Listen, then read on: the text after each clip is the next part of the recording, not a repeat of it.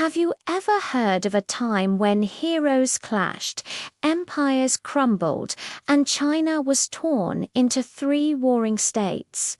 This wasn't a fantasy novel. This was the Three Kingdoms period, one of the most dramatic and influential chapters in all of Chinese history.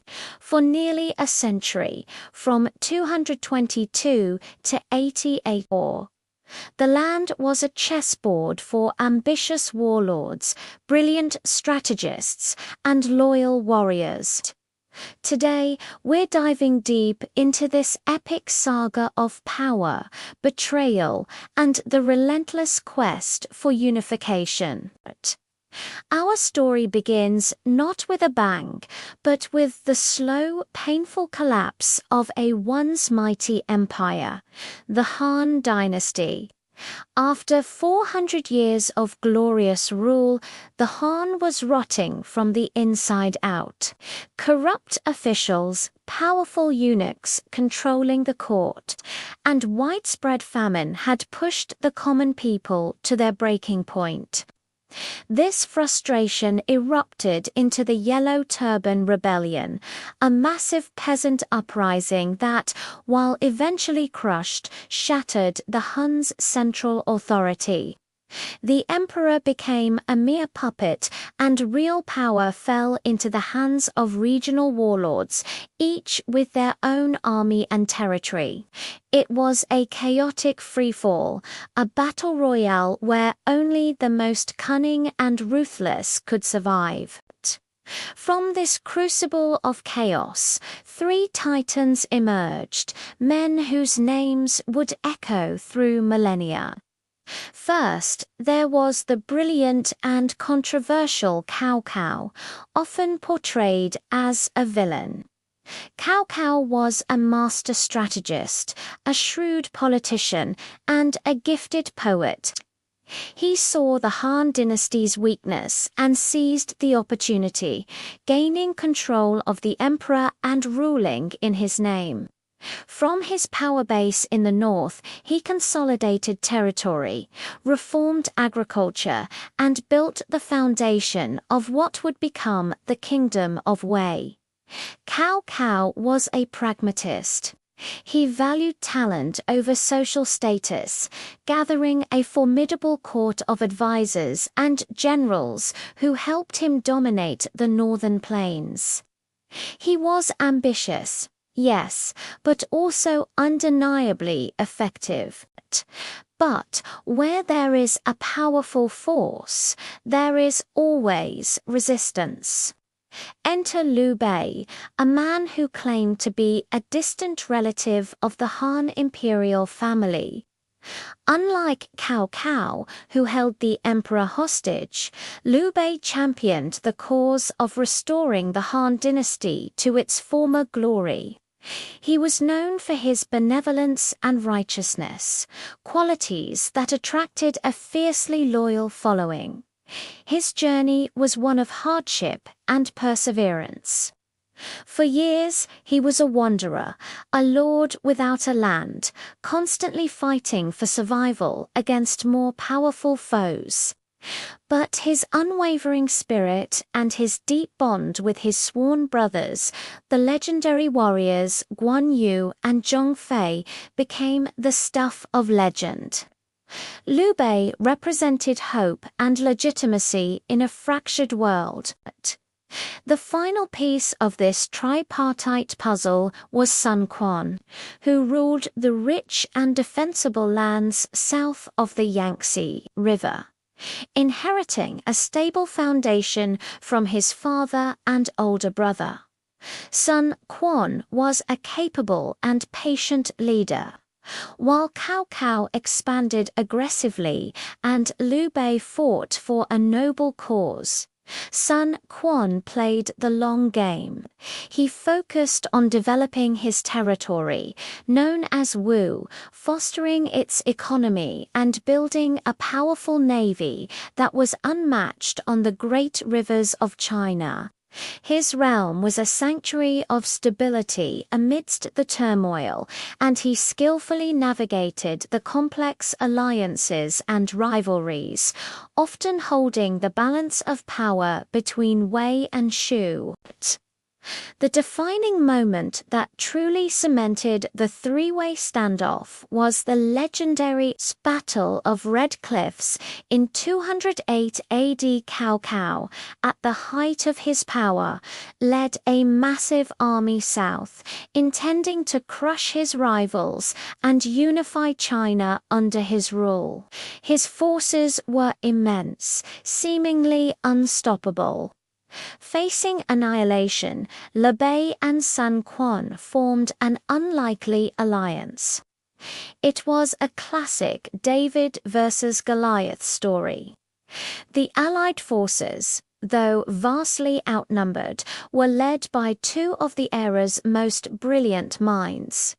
Liu Bei's strategist Zhuge Liang and Sun Quan's commander Zhou Yu, using clever tactics, deception, and an infamous fire attack, they decimated Cao Cao's fleet on the Yangtze River.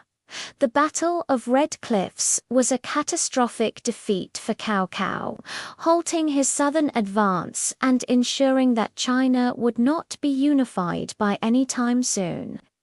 It was the battle that officially drew the lines in the sand, giving birth to the Three Kingdoms. Following this, the political landscape solidified.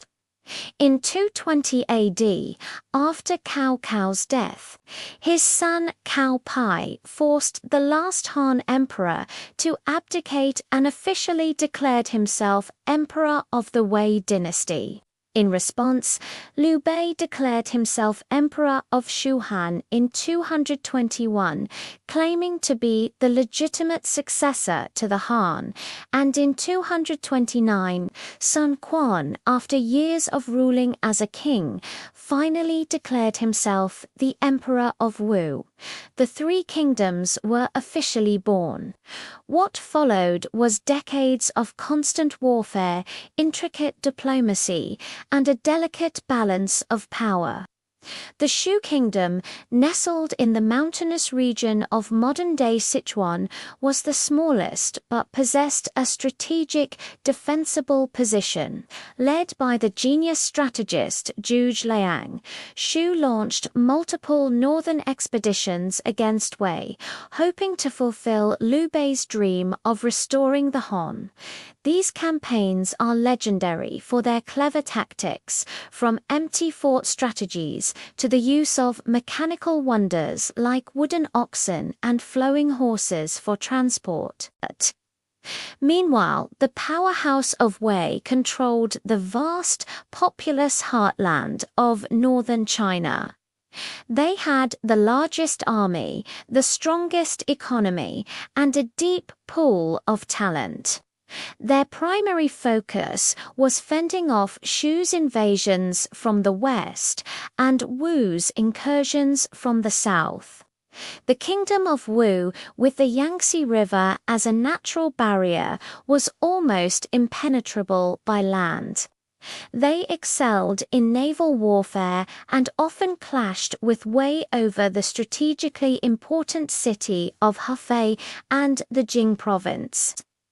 Each kingdom had its strengths and weaknesses, leading to a prolonged stalemate where no single side could gain a decisive advantage.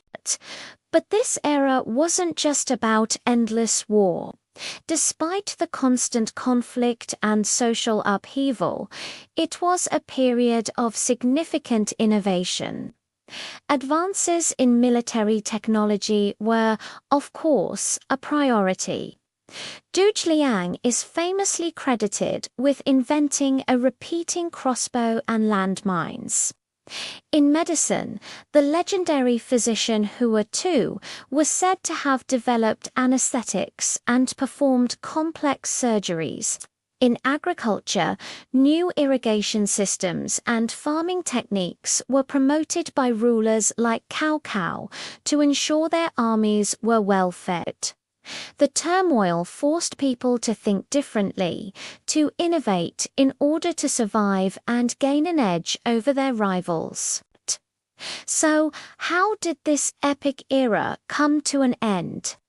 Like the Han dynasty before it, the kingdoms began to rot from within. The founding generation of heroes Cao Cao, Liu Bei's son Quan, Zhuge Liangle passed away. Their successors often lacked their vision and charisma.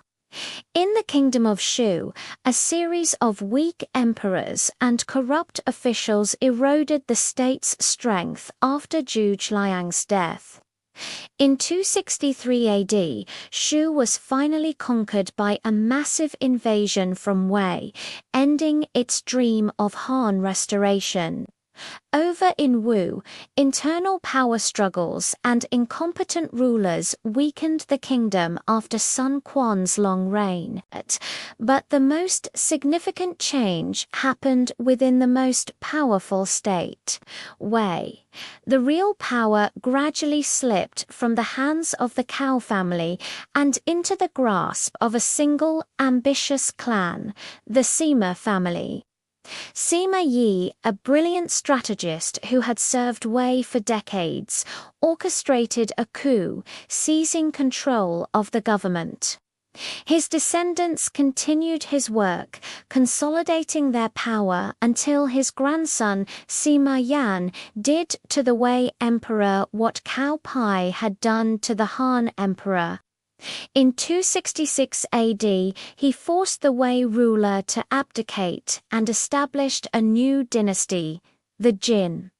With Shu already conquered and Wu severely weakened, the end was in sight. In 280 AD, the forces of Jin launched a final campaign against Wu. The once mighty southern kingdom quickly collapsed, and Sima Yan finally reunified China under the Jin dynasty. The Three Kingdoms period was over.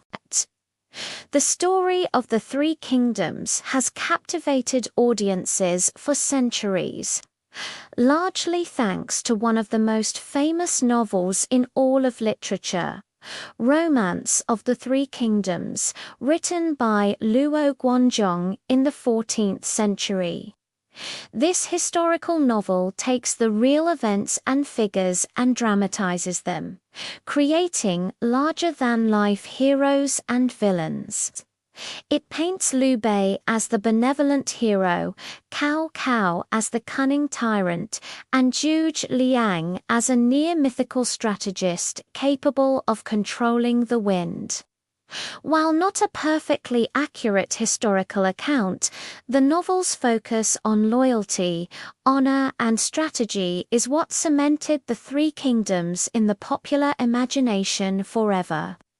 It's the reason these characters are still household names and why their stories continue to be adapted into countless movies, TV shows, and video games today. The Three Kingdoms period, though brief, left an indelible mark on Chinese culture and identity. It was a time of division and conflict, but also of extraordinary courage, brilliant strategy, and unwavering loyalty. It reminds us that history is often shaped by the ambitions and personalities of a few key individuals. And that even in the darkest of times, the human spirit's desire for unity and order endures. The saga of Wei, Shu, and Wu is a timeless epic about the rise and fall of nations and the heroes who fight for their destinies. Thank you so much for joining me on this journey back in time. If you enjoyed this dive into one of history's greatest epics, please hit that like button and subscribe for more stories from the past. Let me know in the comments which figure from the Three Kingdoms is your favorite. Until next time, stay curious.